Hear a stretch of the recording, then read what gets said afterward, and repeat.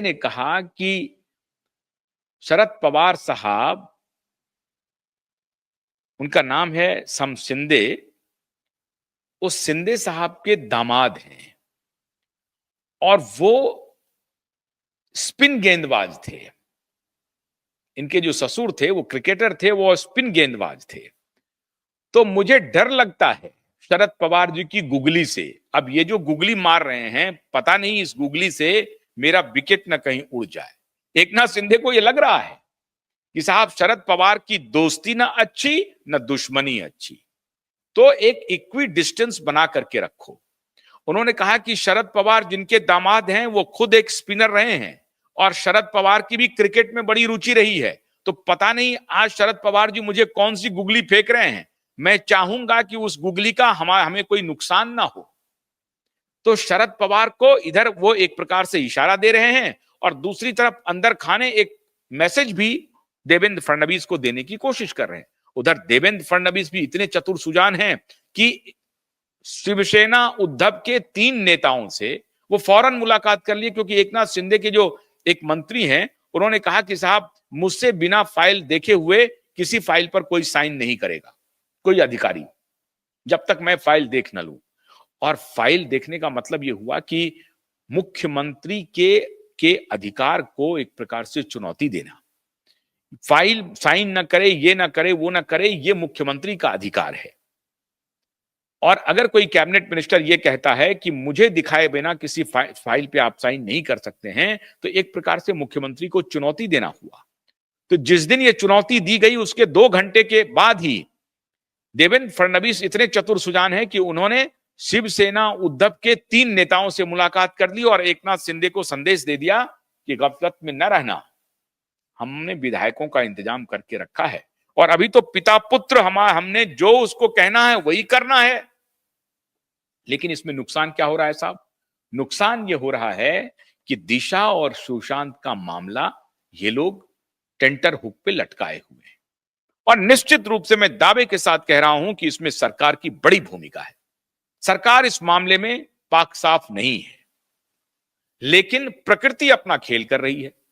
प्रकृति बाप बेटे को संदेशा दे रही है और शरद पवार एकनाथ शिंदे के साथ मिलकर के आप ये मान लीजिए कि धोखेबाजी का एक बड़ा कीर्तिमान स्थापित कर दिया। किसके साथ धोखेबाजी की? धोखेबाज के साथ ही धोखेबाजी की। जिस व्यक्ति ने भारतीय जनता पार्टी को सरेआम धोखा दिया, मुख्यमंत्री के कुर्सी को पाने के लिए दूसरी विचारधारा वालों के साथ जाकर के समझौता कर लिया, उसी धोखेबाज को धोखेबाज की नई परिभाषा बता दी शरद पवार ने। तो धोखेबाजी की ये परंपरा महाराष्ट्र में जिस प्रकार से उद्धव ठाकरे तो बाद में, लेकिन शरद पवार ने जिस परंपरा की शुरुआत की वो अपने पीक पर है मित्रों। और इसीलिए मैं कह रहा हूं कि अब उद्धव ठाकरे और आदित्य ठाकरे पूरी तरह से घिर गए हैं। समय बहुत उल्टा चल रहा है और दिशा सुशांत पूरी तरह से जीत रहे हैं।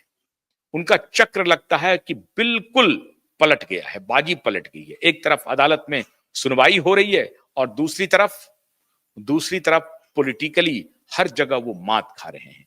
उनके अपने ही महाविकास अघाड़ी के अपने ही शागिर्द उनको धोखा दे रहे हैं। धोखा ही नहीं, ये उनके विरोधी जो सबसे कट्टर दुश्मन है, जानी दुश्मन, जिसने उनकी पार्टी को तोड़ा, परिवार को तोड़ा। उद्धव ठाकरे, आदित्य ठाकरे कहते हैं कि वो गद्दार है, धोखेबाज है, उन्होंने मुझे कहीं का नहीं छोड़ा। उनसे दुश्मनी है, बिल्कुल एक दूसरे का चेहरा देखना नहीं चाहते हैं। उनको जाकर के कह रहे हैं, न सिर्फ सम्मानित कर रहे हैं बल्कि सम्मान में उनके कसीदे कढ़ रहे हैं, पढ़ रहे हैं, उनकी तारीफ के पुल बांध रहे हैं और कह रहे हैं कि शहरी प्रबंधन का तो बेहतरीन एकनाथ शिंदे को अनुभव है और उन्होंने महाराष्ट्र में किया है। टोपा भी पहना रहे हैं और सम्मानित भी कर रहे हैं और तारीफ भी कर रहे हैं। अब ये जो कहानी पता चली पिता पुत्र को, तो पिता पुत्र तब से बेचैन पड़े हुए हैं साहब। अब इस धोखे का क्या करें? तो शरद पवार ने समझिए कि ये जो फाइनल बदला होता है ना, वो फाइनल बदला ले लिया। अब बदला किसका लिया? क्योंकि उनके उद्धव ठाकरे के पिताजी से उनकी एक राड़ थी, हालांकि ऊपर ऊपर तो दोस्ती थी, लेकिन पिताजी से भी राड़ थी और एक वैचारिक राड़ थी। एक तरफ ये दूसरे विचारधारा की पॉलिटिक्स करते हैं और शिवसेना किस विचारधारा की पॉलिटिक्स करती है बताने की जरूरत नहीं है। तो मित्रों, दिशा और सुशांत का हथौड़ा इतना कड़ा चलेगा, ये पिता पुत्र ने कभी सोचा नहीं होगा, और इस तरह की का धोखा महाविकास अघाड़ी के लोग उनके साथ करेंगे, इसकी को कल्पना उन्होंने कभी की नहीं होगी।